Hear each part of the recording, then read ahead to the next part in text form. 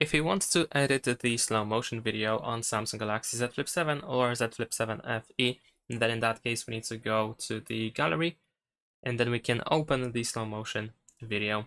Over here it is being played right now, but we can pause it and we can press on this pen icon at the bottom of the screen in order to edit the video.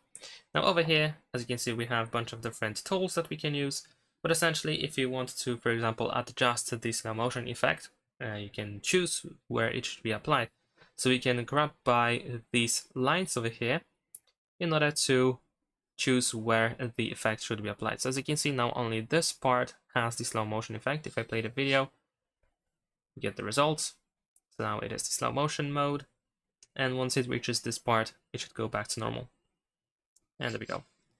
So this is how it works.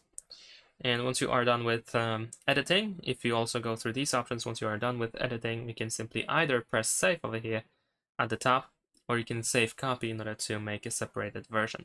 Thanks for watching, leave a like and subscribe.